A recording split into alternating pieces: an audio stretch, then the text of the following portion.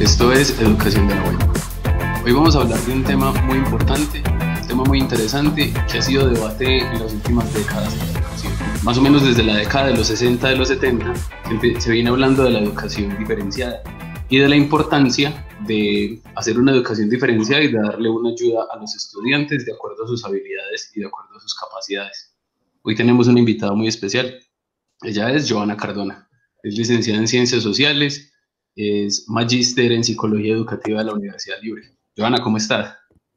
Hola Eddie, muy bien.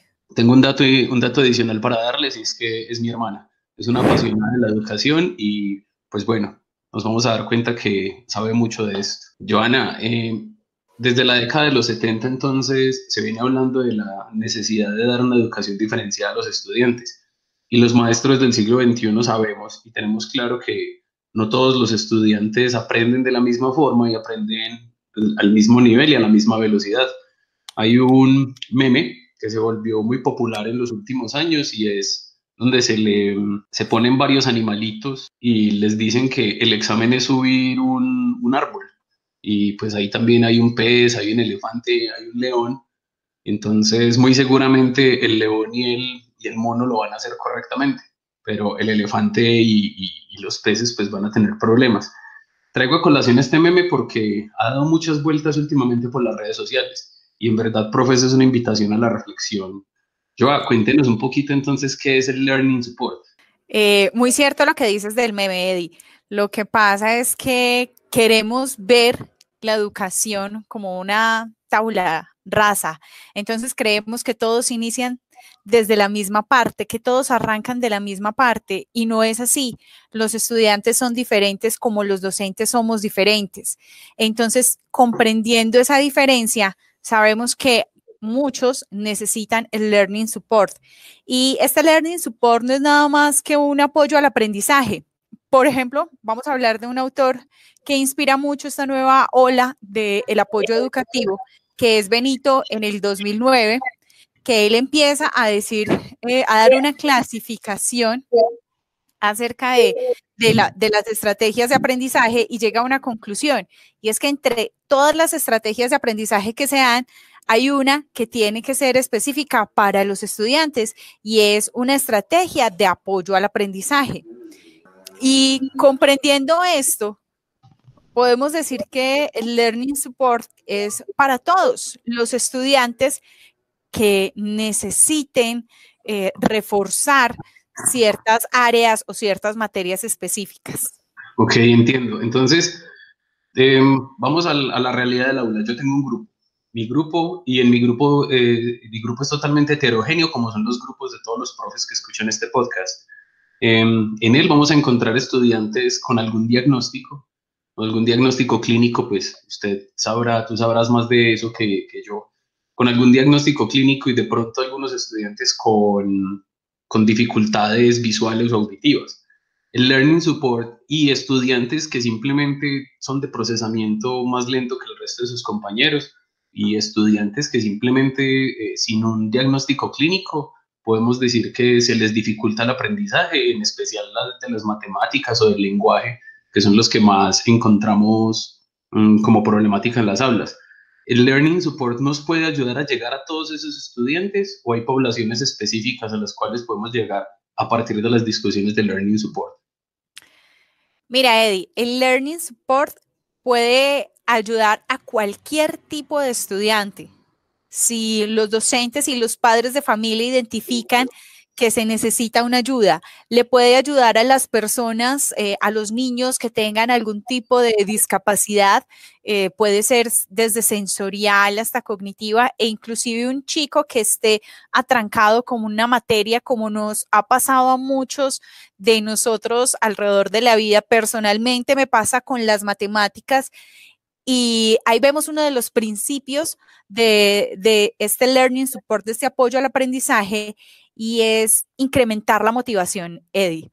Cuando Importante. uno incrementa la motivación al aprendizaje, hay mucha más disposición del estudiante para captar cualquier tema, aunque se le complique. Entonces, lo primero que uno tiene que hacer es buscar potenciar motivación en los estudiantes. Bueno, pero hay algo muy importante y es, bueno, ¿cómo se aborda esto en la vida real? ¿Cómo se aborda en la escuela el Learning Support? Porque pues los profes estarán pensando, bueno, si yo sí tengo esos estudiantes en mi salón y en la mayoría de los casos estamos cometiendo el error de que estamos impartiendo, estamos dando la instrucción de la misma manera para todos los estudiantes y peor aún, estamos evaluando de la misma forma a todos los estudiantes. ¿Cómo los profes pueden abordar este tema del Learning Support en sus aulas? Hay algo que se trabaja mucho ahora desde el Learning Support y son las autoinstrucciones. Entonces, como estaba comentando, primero la motivación y cuando uno logra mantener unas condiciones de motivación alta, se puede dar la autoinstrucción en los chicos. Entonces, es darles a ellos ciertos instrumentos con los cuales ellos puedan fortalecer eso que les está causando problema. A ver, me explico un poco más. Estamos hablando del caso de la matemática y que hay una Joana chiquita que no le gustaba y no entendía las matemáticas. ¿Qué pasa entonces con esta Joana chiquita? Primero, debemos motivarla y para eso nos podemos entrar en Maslow, ¿cierto? Sabemos que Maslow desde el 43 nos dice cómo nosotros podemos despertar la motivación intrínseca en las personas, que es motivarlo por la tarea en sí, o sea, por la importancia que tiene la matemática para esta Joana chiquita en el mundo, y luego darles algunas autoinstrucciones. Entonces, la primera autoinstrucción es buscarlo y asociarlo con una emoción positiva. Entonces, no es pegarle al niño en la cabeza cuando no entiende algún tema, sino ayudarlo a relacionarlo con una emoción positiva, o sea, con una predisposición positiva hacia la tarea que está cumpliendo. Y hacer que él recuerde que esto de vincularlo a una emoción positiva lo puede hacer con cualquier otro tema. Esa es la primera autoinstrucción. O sea, dígale a este estudiante, relacione eso que usted está haciendo con una con una emoción positiva. Por ejemplo, la alegría que nos da el terminar una tarea o una emoción por el estilo.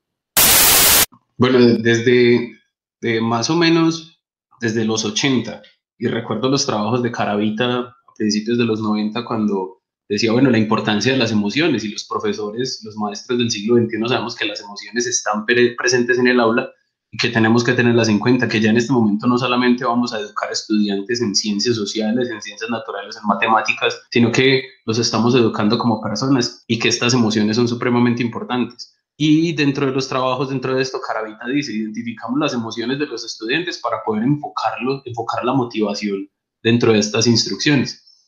Cuando no se cumple esto, se lleva a estados de frustración. ¿Cree usted que implementando realmente el Learning Support en nuestras aulas podríamos disminuir esos estados de frustración en los estudiantes? Claro que sí, Eddie. Mira que Manuel Esteban en el 2003, un artículo muy interesante y muy fácil de encontrar en la red, él dice que cómo nosotros podemos abordar esas estrategias de aprendizaje desde el aula, y él nos dice que los docentes tenemos que brindar dos tipos de conocimiento, y el primero es el conocimiento sensible, y es el sentir en todas sus dimensiones. Entonces, anudar esos conocimientos al respetarle la emoción al estudiante. No es decirle no esté de mal genio porque esta tarea le quedó mala, es ayudarle a tolerar esa frustración. Nosotros no le podemos evitar la frustración a los estudiantes, le tenemos que ayudar a que ellos gestionen esa frustración. Y el segundo de esos conocimientos de los que nos hablaba Esteban, y es el conocimiento conceptual. Y ese conocimiento conceptual, partir desde el él, o sea, desde la utilidad del conocimiento para él, de la utilidad del concepto para él, a la universalidad, el aporte de ese concepto para el universo. Entonces, esas dos cosas es un aporte que nosotros podemos dar y podemos no evitar la frustración, gestionar la frustración, brindando estas dos posibilidades de conocimiento. Bueno, importantísimos esos aportes que nos estás dando. Definitivamente es necesario la inclusión de esto y los maestros debemos saber de esto. Te voy a pedir el favor de que me mandes, por favor, un link para esos documentos y poderlos poner en la descripción del podcast para que los profes puedan acceder a ellos. Yo creo que vamos a tener que dejar para después entonces el tema de las discapacidades, porque creo que habría un podcast entero para ello. Y es necesario que los profes, pues entonces, hagamos estas discusiones, que podamos hablar de esta inclusión y más allá de la inclusión, un poquito podamos hablar después también de los diagnósticos clínicos, de cómo tratarlos y también de las discapacidades. Pero entonces vamos a hablar aquí de Learning Support en este momento. Este podcast es grabado en mayo del 2020, época en la cual el COVID-19 pues estaba en el mundo y nos tenía a todos en cuarentena.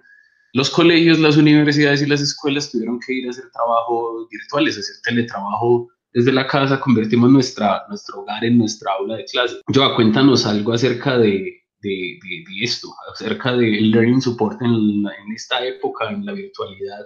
¿Qué modificaciones se pueden hacer? ¿Qué necesitamos nosotros para poder llevar a cabo ese Learning Support desde la virtualidad, esa diferenciación entre los estudiantes? Bueno, Eddie, es súper interesante eso porque, claro, estamos en un momento en el que todos los profes están preocupados por la necesidad de traspasar, de pasar su aula física a un aula virtual y la preocupación es muy grande. ¿Qué voy a hacer en este momento con los diferentes estudiantes que tengo? ¿Qué hago cuando un estudiante necesita un apoyo a ese aprendizaje específico, pero también puede que necesite un apoyo en general? Cuando hablamos, por ejemplo, de estudiantes diagnosticados, cuando hablamos de un trastorno de hiperactividad, deficitario de la atención, cualquiera de estos diagnósticos.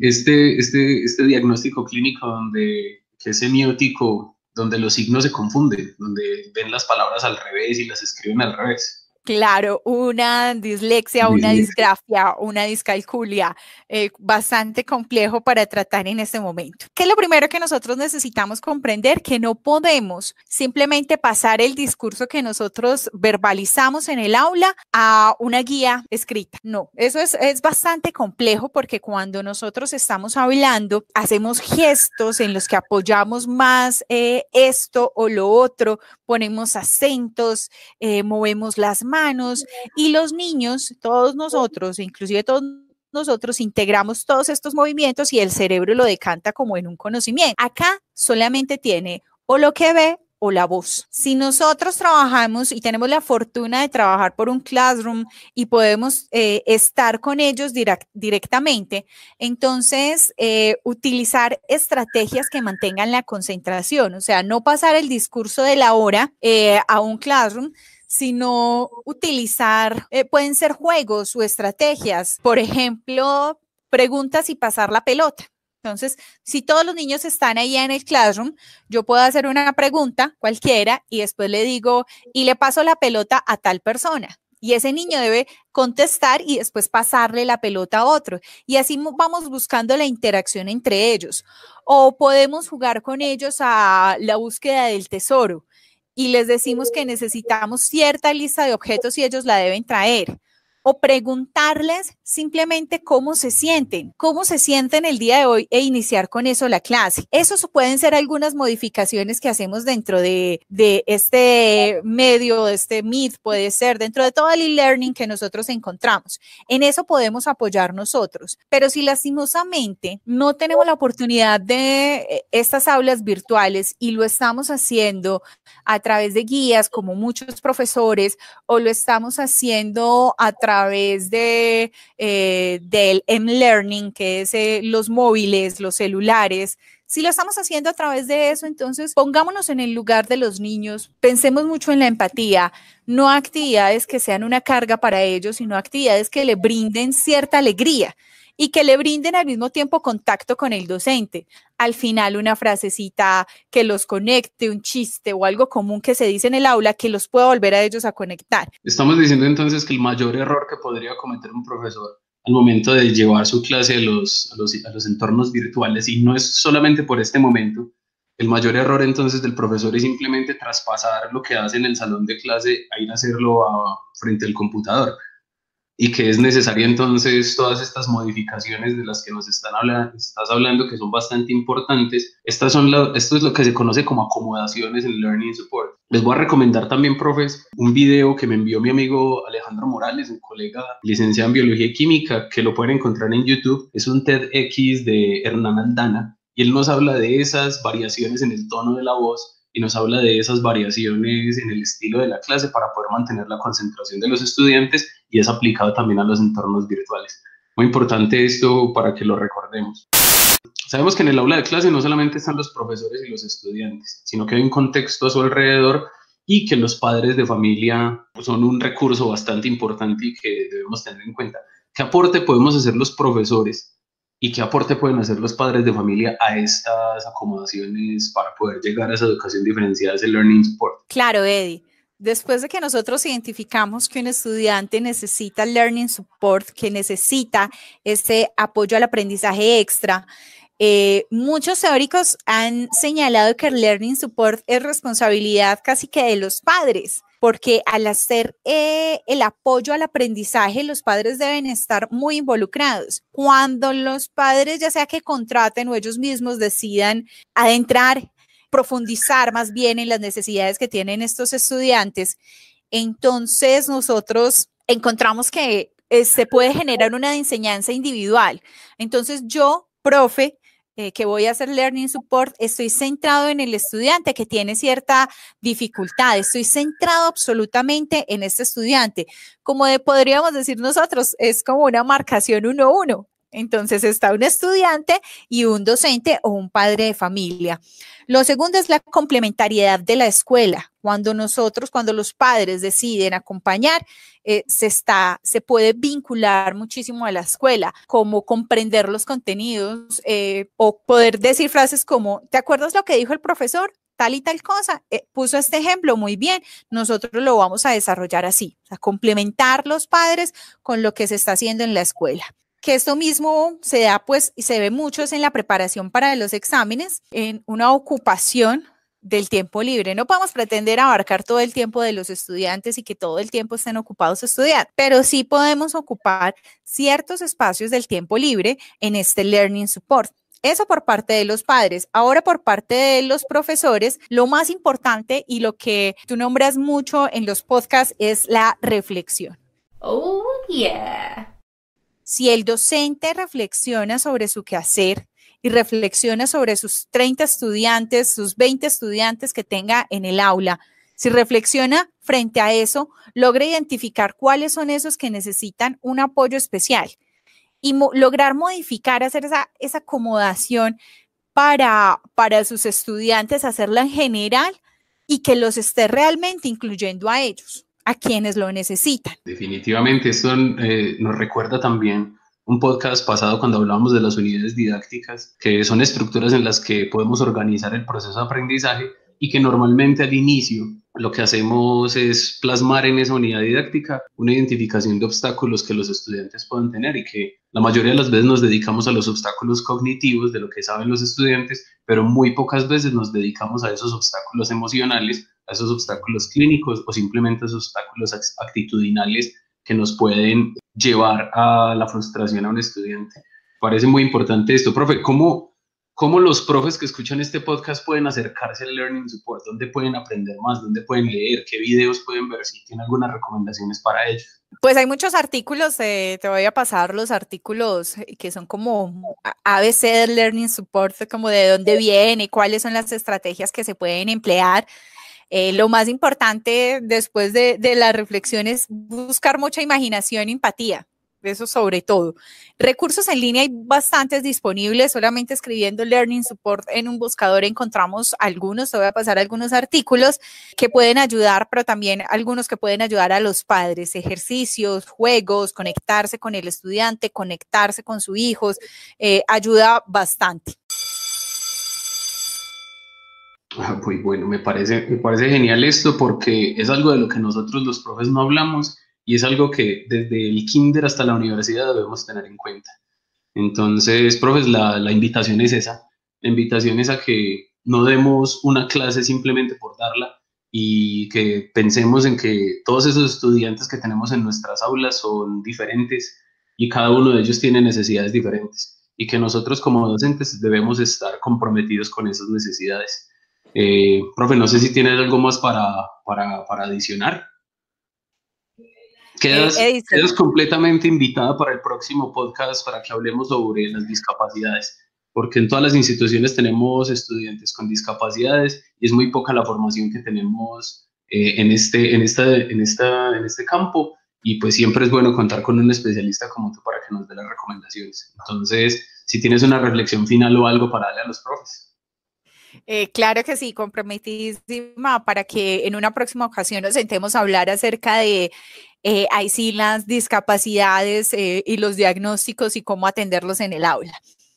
Una última reflexión, yo creo que muchos nos acordamos de una materia, Edison, ¿te acuerdas de una materia que veíamos en la normal que se llama técnicas de estudio? Se llamaba así en ese tiempo, hace algún tiempo. Las técnicas de estudio son la base de lo que hoy conocemos y de lo que se estructura como el Learning Support. Entonces, podemos ir hasta allá, hasta saber esas técnicas de estudio, esas reflexiones de el proceso de enseñanza-aprendizaje para poder actualizarlas y traerlas a este momento. Nunca dejarlas en el olvido. Son cosas que nos pueden servir en cualquier momento. Importantísimo. Profe Joa, entonces muchísimas gracias por haber estado en este podcast. Queda invitada para la próxima oportunidad. Recuerden, profes, visitar www.educaciondelabuena.com, la página de Facebook de Educación de la Buena, y Ciencia de la Buena, que normalmente la tenemos en historias de Instagram, en mi cuenta de Instagram, jdcardona.o. Muchísimas gracias por escuchar este podcast. Muchísimas gracias a nuestra invitada por atender este llamado. Y recuerden, el feedback es muy importante para este proyecto de Educación de la Buena. Entonces espero la retroalimentación acerca de este episodio y del proyecto en general. También recordarles que si alguno de ustedes quiere hacer un aporte, quiere estar en este podcast, es bienvenido, porque esto es una comunidad de aprendizaje, una comunidad académica de la que nos estamos nutriendo todos. Muchas gracias, Joana, por estar hoy con nosotros. Gracias, Eddie. Bueno, profes, así quedamos entonces. Hasta una próxima oportunidad y chao pues.